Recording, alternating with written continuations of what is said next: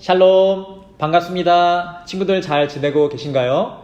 날씨가 조금씩 따뜻해지고 있는 것 같은데 여러분도 느끼시죠? 이 한국에 살면서 추위가 영원하지 않다는 것을 배우고 있습니다. 여러분, 우리가 하루속히 여기에 모여 예배할 날을 기다립니다. 오늘 하나님께서 우리 모두에게 주시는 말씀은 시편 40편 1절부터 3절까지 말씀입니다. 여러분들 가지고 계신 성경책을 펴서 시편 40편을 찾아주시길 바랍니다. 그리고 길지 않으니까 1절부터 3절까지 소리내서 한번 읽어보시기를 바랍니다. 우리 영상에서 정지 버튼을 누르시고 우리 읽고 다시 만나도록 하겠습니다.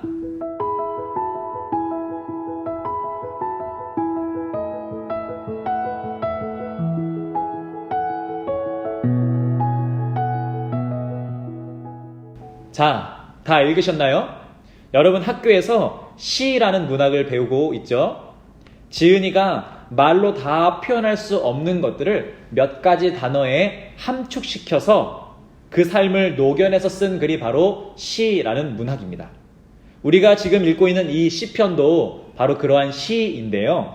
특별하게 세상과 다른 점이 있습니다. 그것은 이 시편 안에는요, 하나님과 함께 울고 하나님과 함께 웃는 그러한 관계가 그 안에 담겨 있다는 것입니다. 오늘 본문에 하나님과의 이 관계 속에서 첫 마디는 이렇습니다. 내가 여호와를 기다리고 기다렸더니. 여러분, 이 시편 40편을 쓴 사람이 성경에는 누구라고 되어 있나요? 맞아요. 다윗이라고 되어 있죠. 시편 40편 1절 위에 제목을 보면 다윗이라고 나와 있습니다. 여러분들께 말씀드렸던 것 같이 이 시라는 것은 함축시켜서 표현한다고 했습니다. 그래서 지금 이 다윗이 내가 어떠한 상황에서 내가 이렇게 해서 내가 저렇게 해서 기다렸다라고 구구절절 설명하지 않습니다. 그냥 담담하게 내가 기다리고 기다렸다라고 표현합니다. 여러분, 이 당시에요. 다윗이 시를 쓴 이 당시에 자주 표현하는 그러한 표현이 있습니다. 성경에서 어떠한 것을 강조할 때 진짜로 엄청 혹은 대박이라는 그런 표현을 쓰지 않고요. 대신에 그 단어를 다시 한 번 더 반복하면서 강조를 할 때가 있습니다. 은혜 위에 은혜 혹은 사랑에 사랑을 아니면 진실로 진실로 이렇게 한 번 더 반복하면서 강조하면서 표현합니다. 오늘 이 표현도 여러분 마찬가지입니다. 어떤 상황인지는 모르지만 기다리고 기다렸다라고 하면서 참으로 오랜 시간 그리고 간절히 기다렸다라는 것을 표현합니다. 누구를 기다렸다고 나옵니까? 바로 여호와 하나님을 기다렸다라고 합니다. 여러분, 저는 이 말씀을 묵상하는데 이 한 구절이 저의 마음을 얼마나 울렸는지 모릅니다. 친구들, 지금도 여러분들 느끼시겠지만 우리 삶 가운데 참으로 해결하기 어려운 문제들이 많이 있습니다. 그 벽들과 우리가 마주할 때 특히 우리의 힘으로, 우리의 능력으로 할 수 없는, 도저히 넘을 수 없는 그 말도 안 되는 장벽과 마주할 때 그로 인해 오는 고통, 그로 인해 오는 어려움은 말로 표현할 수가 없습니다. 이러한 상황에서 여러분, 우리는 어떠한 태도를 취할 수 있을까요? 아마 이 시편 40편을 지은 다윗도 그러한 장벽을 만났나 봅니다. 그리고 우리의 믿음의 선조 다윗은 그때 그 삶을 녹여서 이렇게 오늘 시편에 표현했습니다. 내가 여호와를 기다리고 기다렸더니. 그렇습니다, 여러분. 해결할 수 없는 문제들 가운데 우리가 할 수 있는 것은 모든 것을 주관하시는 하나님을 기다리고 기다리는 것뿐입니다. 제가 그것뿐입니다 라고 이야기를 드렸지만 여러분, 그것이 얼마나 지혜로운 일인지 우리 팀즈 친구들은 알 것입니다. 문제 앞에서 세상 사람들처럼 다른 것을 의지하지 않고 거짓 신을 의지하지 않고 사람을 의지하지 않고 하나님을 의지하면서 묵묵히 하나님을 기다리는 것은 매우 지혜로운 행동인 것입니다. 왜냐하면 우리 하나님께서는 여러분 응답하시는 분이시기 때문입니다. 내가 여호와를 기다리고 기다렸더니 그 다음에 또 뭐라고 나와 있냐면요. 귀를 기울이사 나의 부르짖음을 들으셨도다. 아멘. 여러분, 하나님은 살아계시는 줄 믿습니다. 나의 부르짖음을 들으셨도다. 어찌나 감사한지요. 입이 있어도 말하지 못하고, 눈이 있어도 보지 못하고, 귀가 있어도 듣지 못하고, 목이 있어도 작은 소리조차 내지 못하는 그 우상과는 비교할 수도 없는 우리 하나님께서는요, 응답하시는 분이시라는 것입니다. 그 말도 안 되는 크나큰 벽, 크나큰 고통 속에서 한 줄기 빛이 되시고, 엄청난 폭풍 속에서 조용하지만 강력한 그 세밀한 음성이 되시는 하나님이시라는 것입니다. 그 여호와를 기다리고 기다렸더니 마침내 귀를 기울이사 나의 부르짖음을 우리 하나님께서 들어주셨다는 것입니다. 혹시 여러분 이 말씀을 나누고 있는 중에 여러분들의 마음속에 어려운 것이 있나요? 혹은 여러분들을 두렵게 하는 고통스러운 일이 있나요? 여러분, 하나님을 기다리시기를 바랍니다. 그러면 하나님께서 응답해 주실 것입니다. 여러분, 이렇게 1절 말씀만 보아도 우리에게 너무나 큰 힘이 됩니다. 그러나 다음 2절은요, 더욱더 놀랍습니다. 우리 2절 제가 한번 읽어드리겠습니다.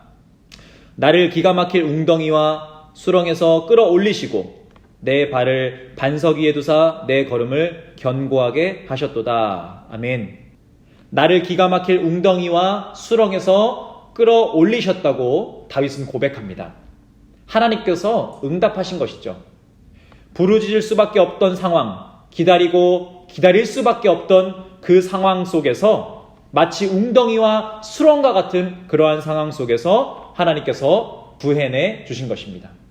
그런데 여러분, 이 기가 막힐이라는 수식어가 앞에 붙었는데요, 우리가 가지고 있는 성경 말고 다른 번역본의 성경에서는요, 죽음의라는 수식어가 붙습니다. 죽음의 웅덩이 또는 절망의 수렁 혹은 무서운 웅덩이와 수렁이라고 나와 있습니다. 이게 무슨 말이냐면 내 힘으로 어찌할 수 없는 말도 안 되는 고통 속에 있었다는 것입니다. 그리고 바로 그것으로부터 살아계신 하나님께서 끌어올리시고 내 발을 튼튼하게 반석 위에 두셨다는 것입니다. 여러분, 이 부분을 보면서 우리가 잠시 상상력을 펼칠 수 있습니다. 저 멀리서 낚싯대로 끌어올리는 그러한 모습이 아니라 물속에서 허우적거리며 도와주세요, 살려주세요 라고 외치는 그 사람을 구하기 위해서 물속으로 뛰어드는 바로 그 구조대원과 같은 모습을 우리가 떠올릴 수 있습니다. 여러분, 이 구절에서 물속으로 뛰어드는 구조요원의 모습을 상상할 수 있는 이유는 예수 그리스도께서 이 땅에 그렇게 오셨기 때문입니다. 우리 하나님께서는요, 기가 막힐 수렁보다 더 기가 막히고 무서운 죄라는 수렁에서 허우적거리는 우리를 위해, 그리고 그 죄에 빠진지도 모르는, 외치지도 않고 있는, 점점 죽어가고 있는 우리를 위해서 친히 그리고 직접 이 땅으로 오셨습니다. 그리고 그 죄를 깨닫게 하여 주시고 그리고 그 죄로부터 구해내 주셨습니다. 그분이 예수 그리스도이시죠. 여러분, 믿으시면 아멘 하시길 바랍니다. 여러분, 하물며 그 엄청난 죄의 수렁에서도 우리를 그렇게 구해 주셨는데 그것보다 작지만 그래도 우리가 느끼기에는 고통스러운, 그래서 심지어 구해달라고 외치고 있는 그곳에서 우리 주님께서는 어떻게 하실까요? 당연히 그 고통 속에서 뛰어들어 오셔서 그 고통을 함께 나누시고 함께 아파하시고 구해주신다는 것입니다. 나를 기가 막힐 웅덩이와 수렁에서 그렇게 끌어올리셨다는 것입니다. 그리고 내 발을 반석 위에 두사 내 걸음을 견고하게 하셨다라고 말씀하십니다. 사랑하는 여러분, 우리는 원래 걸어가야 할 길이 있습니다. 그 길을 걷다가 고통을 만나서 원래 걸어가야 할 그 길을 가지 못하는 것뿐입니다. 고통이 너무나도 강해서 가고 있었던, 가야만 하는 그 길을 잃어버릴 수밖에 없는, 그 고통에 매여 있을 수밖에 없는 상황이 우리에게 온 것이죠. 그러나 그러한 수렁에서 먼저 주님께서 우리를 끌어올려 주셨습니다. 그리고 그 발을 반석 위에 놓으셔서 다시 그 길을 걷게 해 주신다는 것입니다. 이제는 원래 우리가 가야 할 그 길로 나아갈 수 있게 된 것이죠. 이러한 은혜가 우리 동꿈 친구들 여러분들 삶 가운데 가득 넘치기를 간절히 소망합니다. 지금 여러분 우리에게 다시 걸어가야 할 그 길이 무엇이겠습니까? 우리가 다시 이 자리에 모여서 하나님을 찬양하고 하나님을 예배하는 것인 줄 믿습니다. 그래서 시편의 마지막은 그 길을 찾아주신 하나님에 대한 찬양을 하는 것이죠. 새 노래 곧 우리 하나님께 올릴 찬송을 내 입에 두셨으니. 아멘. 여러분 번역 작업 중에서 시를 번역하는 것이 참으로 어렵다고 합니다. 왜냐하면 잘 맞는 단어를 찾는 것이 쉽지 않기 때문이라고 합니다. 그래서 새 노래 곧 우리 하나님께서 올릴 찬송을 내 입에 두셨으니 라는 것도 그 당시 다윗이 쓸 때의 그 감정을 표현해내기가 참으로 어려웠을 것입니다. 그래서 최대한 이것을 표현해낸 성경을 제가 찾아보았는데요. 공동번역 성경은 이렇게 표현합니다. 내 입에서 새 노래가 터져나와. 여기서 터져나와라고 표현했습니다. 이것은 여러분 마치 축구 경기를 생각하면 되는데요. 0대0 상황에서 10초 남았을 때 극적으로 골을 넣었을 때 외치는 그 함성과도 같다는 겁니다. 그것이 바로 새 노래라는 것입니다.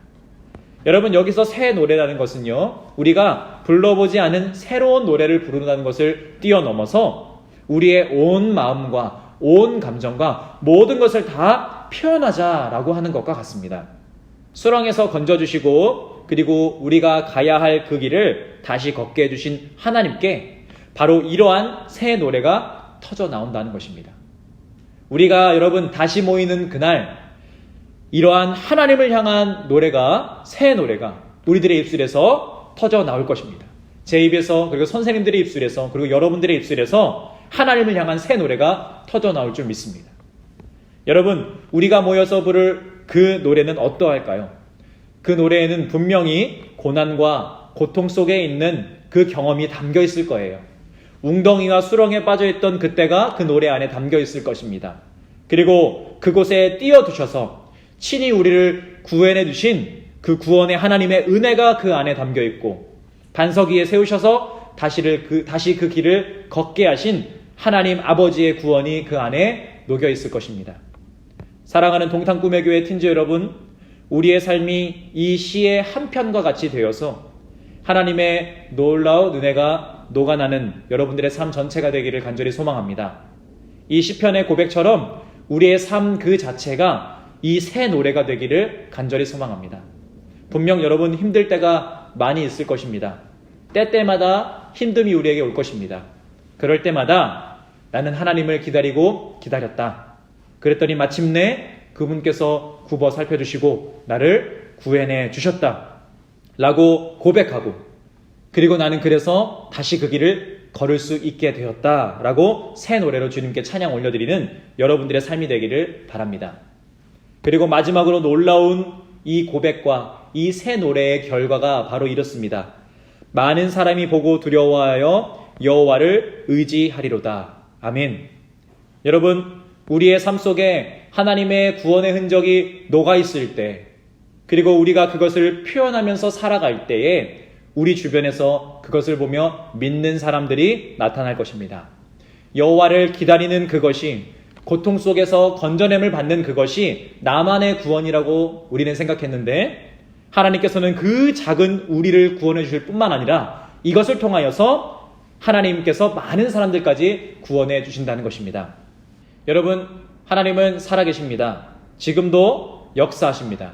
우리 동탄꿈의교회 모든 학생 여러분 그리고 선생님들 소망을 가지고 용기를 가지고 이 힘든 시기를 함께 잘 이겨내기를 바랍니다. 그리고 다시 모이는 그날 새 노래로 주님을 함께 높여드리기를 간절히 소망합니다. 기도하겠습니다. 우리를 구원하신 하나님, 우리의 힘으로 넘을 수 없는 그 문제 속에서 기가 막힐 수렁과 웅덩이 속에서 주님을 기다립니다. 주님께서 우리를 그 깊은 곳으로부터 건져내어 주실 줄 믿습니다. 뿐만 아니라 반석 위에 세워주셔서 원래 우리가 가야 할 그 길을 다시 걷게 해주실 줄 믿습니다. 주님을 찬양합니다. 주님을 노래합니다. 여전히 놀라운 그 은혜를 찬양합니다. 이러한 고백을 통해 믿는 사람들이 더 나타나게 하여 주시옵소서. 하나님께서 하나님 되시옵소서. 주님, 일주일도 주님께 맡겨드립니다. 주님께서 인도하여 주시옵고 영육간에 강건하게 우리 친구들을 지켜주시옵소서. 감사합니다. 지금도 살아계셔서 역사하시는 우리의 창조주 예수 그리스도의 이름으로 간절히 기도드렸습니다. 아멘.